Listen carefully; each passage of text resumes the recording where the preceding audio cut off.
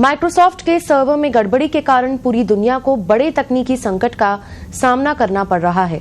दिल्ली, मुंबई समेत विदेशों में भी हवाई सेवाएं प्रभावित हुई है। सबसे पहले ये समस्या अमेरिका के फ्रंटियर एयरलाइंस के साथ हुई, धीरे धीरे पूरी दुनिया में फैलती गई। जानकारी के मुताबिक माइक्रोसॉफ्ट से जुड़ी cyber security firm cloud strike ने अपनी गलती मानी है, जिसका कहना है कि क्लाउड स्ट्राइक को एक एंटीवायरस अपडेट करना था जो कंपनी समय पर नहीं कर पाई, जिसकी वजह से दुनिया भर को इस आईटी संकट का सामना करना पड़ा है।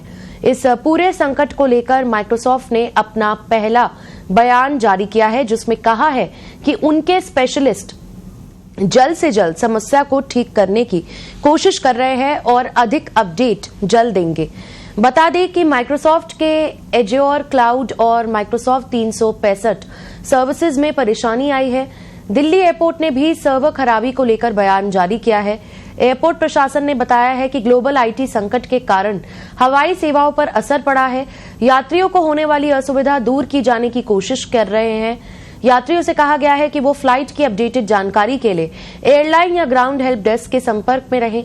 कई देशों में एयरलाइंस, अस्पताल, स्टॉक एक्सचेंज, रेल सेवा, ब्रॉडकास्ट सर्विस समेत कई तरह के इमरजेंसी सर्विस जो ऑनलाइन माध्यम से दी जाती है वो प्रभावित हुई है। सिडनी, नीदरलैंड्स, दुबई, बर्लिन समेत कई जगहों पर हवाई सेवाएं प्रभावित हुई हैं। तमाम बड़े शहरों में सैकड़ों यात्री एयरपोर्ट में मौजूद है और उन्हें उड़ान को लेकर कोई जानकारी नहीं मिल पा रही है। इस आईटी संकट की वजह से टिकट बुकिंग और चेकिंग नहीं हो पा रही है। ऑस्ट्रेलिया की सरकार ने इमरजेंसी बैठक बुलाई है। वहीं ब्रिटेन में स्काई न्यूज का लाइव टेलीकास्ट बंद हो गया है। लंदन के स्टॉक एक्सचेंज, इजराइल के सेंट्रल बैंक पर भी असर पड़ा है।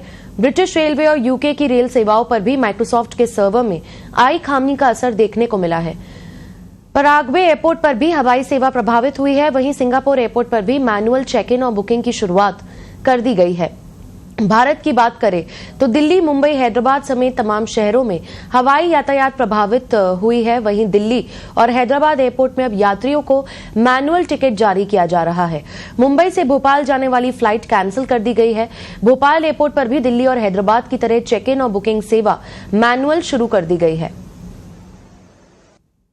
ऑपरेशन सामान्य रूप से चल रहे हैं। एयरक्राफ्ट ऑपरेशन से कोई ऐसा सर्वर का वास्ता भी नहीं है। हाँ, हालांकि जो कुछ एयरलाइंस जैसे इंडिगो, आकाशा ने एप्लीकेशंस कुछ उन्होंने अपनी सुविधा और पैसेंजर सुविधा के लिए होस्ट कराए थे किसी सर्वर में। माइक्रोसॉफ्ट का जो सर्वर होगा उस सर्वर में इश्यू है, तो उनकी एप्लीकेशन रन करने में कठिनाई है।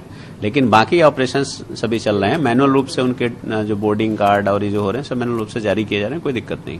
तो वो जो एप्लीकेशन उनकी नहीं चल रही है, तो उसको लेकर यहाँ पे कोई पैसेंजर का मतलब डिले हो रहा है या फ्लाइट डिले हुई है कोई, या किस तरह की समस्या है? नहीं, कोई दिक्कत नहीं है, सब सामान्य रूप से चल रहा है। अभी तक कोई फ्लाइट ऐसे एबनॉर्मल डिले नहीं, ना आने में हुई है ना जाने में डिले हुई है।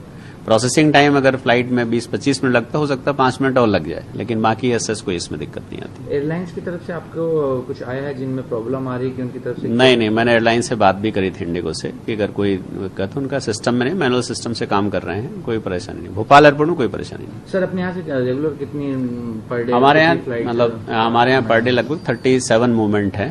36-37 मूवमेंट के आसपास भोपाल में रहते हैं, और उसमें अभी तक जो फर्स्ट हाफ हुआ है उसमें कोई परेशानी नहीं। तो अभी जो भी मतलब जो सॉफ्टवेयर होते थे उनके वो सारे मैनुअल हो रहे हैं, तो उसमें जैसे एयर इंडिया को उसमें परेशानी, क्योंकि एयर इंडिया भी मेजर ऑपरेटर है कंट्री का, उसमें उनका सॉफ्टवेयर वहां पे होस्ट नहीं है। एयर इंडिया का सॉफ्टवेयर बराबर काम कर रहा है। इंडिगो के सॉफ्टवेयर में इश्यू है, वो जल्दी वो अपना अगर डीसी में प्रॉब्लम है डीआर में होस्ट कर लेंगे। सामान्य रूप से कोई दिक्कत नहीं आएगी आगे भी।